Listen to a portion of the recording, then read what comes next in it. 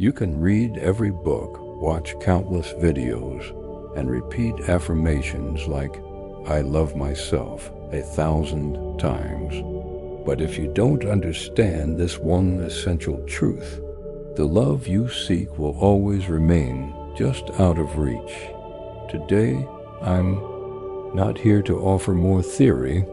I'm here to give you something deeper, a truth discovered by Carl Jung that has the power to transform the way you relate to yourself and everyone around you. If you're watching this, then something inside you already knows there's more to love than what you've been taught. This isn't just about accepting your shadow or balancing your energies. It's about living these truths, integrating them in ways that change the quality of your inner and outer life. By the time this video ends, you won't just understand why you've struggled to feel loved. You'll walk away with a practical path to rebuild your relationship with yourself.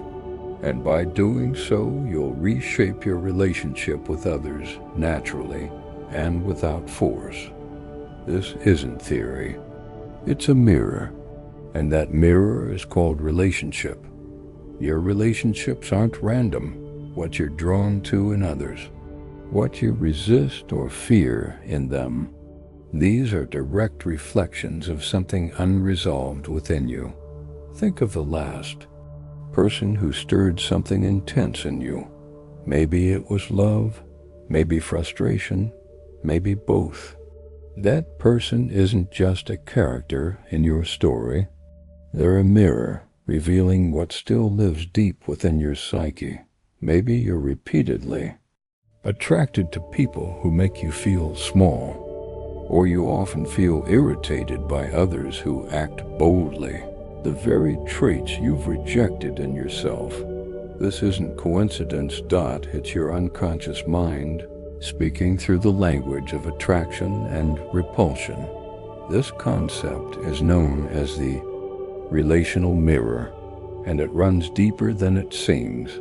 When someone evokes a strong emotional response in you, that's not just about them. That's your shadow in motion. The people who light you up or trigger you the most are showing you the aspects of yourself you've ignored, rejected, or forgotten. Let's explore. Ask yourself, who are you consistently drawn to? Who do you avoid? What behaviors fascinate you or irritate you beyond reason? Attraction and aversion are two sides of the same coin. They're both clues, and they're both offering you the same opportunity to look inward, not outward. When you admire someone, deeply pause and ask, what qualities do I see in them that I haven't allowed in myself? Maybe you admire someone's spontaneity because you've always lived within rigid rules. Maybe their confidence stings a little because deep down you've doubted your own worth. And when someone irritates you, instead of asking, what's wrong with them? Try asking, what's being reflected back to me? Could it be that arrogance in others bothers you because you secretly fear your own pride? Could your frustration be echoing a trait within you that you've buried? Self-awareness begins here, not in judgment, but in curiosity. Here's the paradox. The people who challenge you the most might be your greatest teachers. The one who irritates you, they're not a mistake. They may be the key to your own healing. Certain people come into our lives not to complete us, but to confront us with the very parts of ourselves we need to reclaim. And just as they mirror you, you mirror them. This understanding creates compassion, not only for others, but for yourself. Because now, instead of reacting defensively, you begin to respond with awareness. You understand that when someone attacks or misunderstands you, it's often not about you. It's about the part of themselves they see reflected in your presence. This work is not about pointing fingers. It's about reclaiming power. When you recognize that every difficult relationship points to a part of you that wants healing, you begin to change. Quietly, internally, profoundly. And as you change, so do your relationships. Not through effort, but through energetic alignment. This is the process of integration. But don't expect overnight results. This is not a quick fix. It's a daily observation, a commitment to watching your emotional reactions with calm, non-judgmental attention. Become the scientist of your own psyche. Study what triggers you, what soothes you, what patterns repeat. With time, the people who once triggered you will lose their emotional hold, and new, healthier relationships will begin to enter your life. Reflections of the healed, whole version of you. This is the quiet magic of shadow integration. You'll no longer chase love in places it was never meant to be found, because you'll know the source of love was never out there. It was always in you. And only from that place of inner wholeness can you truly connect, not from need, but from freedom. There comes a point when your old self begins to feel too small. It's like wearing a coat you've outgrown, familiar but tight, comfortable but constraining. This discomfort isn't a failure. It's a signal. It means your deeper self is waking up. The one that's been whispering beneath the noise of expectations, roles, and conditioning. Carl Jung once said, "Until you make the unconscious conscious, it will direct your life and you will call it fate." That moment when you finally hear the whisper, that's the beginning of individuation. Individuation isn't self-improvement.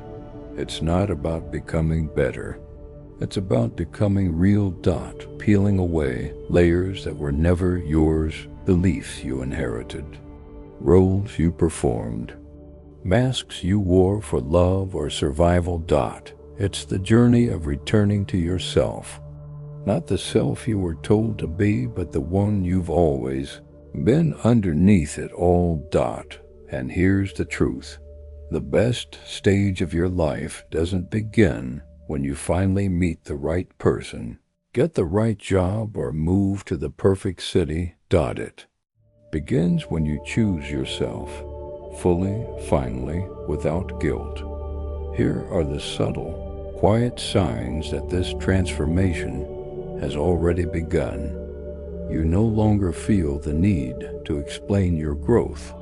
You stop justifying why you've changed, because you realize not everyone needs to understand your evolution. Only you do. You feel a deep discomfort around old environments. Places, people, and patterns that once felt safe now feel energetically off. It's not personal. It's energetic misalignment. You crave solitude not to escape, but to reconnect. You begin to value quiet moments, journaling, long walks, silence, not because you're withdrawing, but because you're tuning in. You set boundaries without apology, not to push others away, but to protect the version of you that's emerging. You no longer seek external validation, likes, praise, approval. They start to lose their grip, because your worth is no longer up for negotiation. These shifts aren't always loud. Often they're invisible to others, but inside something radical is happening. A return to inner authority. You begin to make choices that honor your nervous system. You say no to what drains you. You walk away from chaos even if it looks exciting, not because you're better, but because you're clearer. Clarity becomes more important than drama. Peace more desirable than popularity. This is the true beginning of self-possession. But don't expect applause. Sometimes choosing yourself means losing those who only love the version of you who tolerated their chaos. That's okay. Let them go gently, lovingly, but firmly. Because every time you abandon yourself to keep someone else comfortable, you reinforce the very wound you're trying to heal. Healing requires discomfort. Not because you're doing something wrong, but because you're shedding everything false. And that shedding is sacred. Carl Jung believed that transformation doesn't come from denying the shadow, but from integrating it. The same applies to your life. You don't become whole by ignoring what hurts. You become whole by turning toward it with compassion and curiosity. When a pattern repeats, ask not, why is this happening to me? Ask, what is this trying to show me about me? That one shift in questioning can change your entire trajectory. Because now, you're not a victim of life. You're a participant, a conscious code-creator. And yes, this path can be lonely at times. There are moments where you'll grieve your old self, the relationships that no longer fit, and the dreams that weren't really yours. But in that grief is a quiet freedom, the freedom to begin again, on your own terms, in your own way, at your own pace. You're not behind. You're not broken. You're just becoming. There's a moment on the path to self-actualization where everything feels like it's falling apart. But what if that collapse isn't destruction, but preparation? What if the walls that are crumbling are the ones you were never meant to live behind? Carl Jung said, "The privilege of a lifetime is to become who you truly are, but becoming who you are isn't easy. It's not comfortable. It's not clean. It's messy, emotional, quietly revolutionary. Because before you rebuild, you have to deconstruct. You have to unlearn the beliefs that kept you small. You have to sit with pain you once avoided. You have to make peace with the parts of you that never got to speak.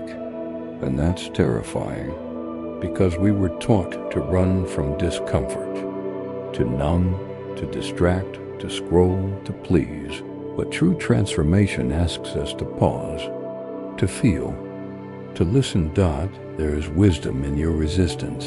The tension in your chest, the lump in your throat, the ache in your gut. These are not enemies. They are messengers. Your body remembers what your mind tried to forget. And when you finally turn toward those messages, you begin to reclaim yourself. You stop outsourcing your truth. You begin to ask, what do I really want? What does my soul need right now? What am I no longer willing to tolerate even from myself? And here's the radical truth. You are allowed to change your mind. You are allowed to choose differently. You are allowed to disappoint others in order to honor yourself. That is not selfish. That is sovereignty. There will be people who don't understand, people who accuse you of changing, and they'll be right because you are changing. And not everyone will come with you. Some relationships are meant to be anchors. They keep you grounded. Others are meant to be lessons. They help you grow. It's okay to outgrow a lesson. It's okay to choose peace over proving. When you begin to live from your own truth, you'll notice subtle miracles. You wake up lighter. You stop over-explaining. You trust your intuition more than opinions. You find beauty in the ordinary. And most importantly, You start to feel safe in your own company. This is the quiet joy of self-reclamation. It doesn't always look impressive, but it feels like freedom. Carl Jung often emphasized the union of opposites. To be whole is to hold paradox. You can be healing and still feel broken. You can be evolving and still have doubts. You can feel joy and grief in the same breath.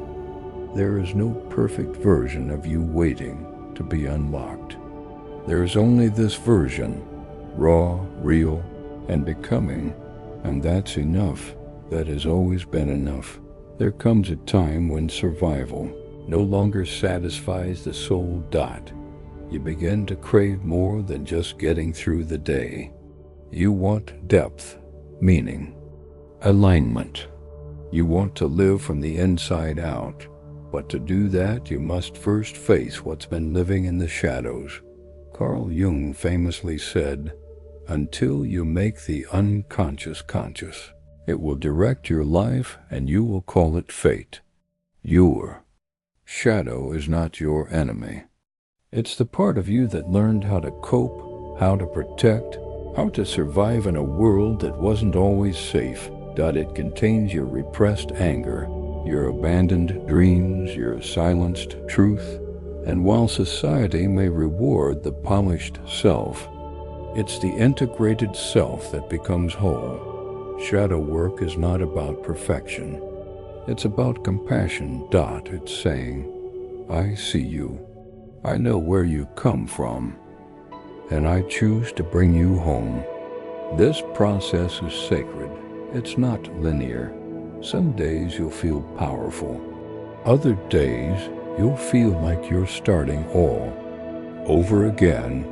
But even in your worst moments, you are still becoming. Growth is not about never falling. It's about falling with awareness and rising with grace. Each time you choose to respond instead of react, each time you pause instead of people please, each time you honor your boundaries, you are changing the entire trajectory of your life. No, not everyone will understand. That's okay. You don't need everyone to see your light. You just need to stop dimming it for others. You don't have to prove your worth. You don't have to explain your healing. You don't have to shrink to be loved. You were not meant to live a life of quiet resignation. You were meant to feel deeply, to love bravely, to think freely, and to live consciously. When you begin to live from your essence, you stop chasing. You start attracting. You no longer force, you flow. You no longer strive for validation. You move from inner knowing. You no longer seek escape. You build a life you don't need to escape from. Carl Jung reminded us, who looks outside dreams, who looks inside awakes. And that awakening begins the moment you decide to stop abandoning yourself.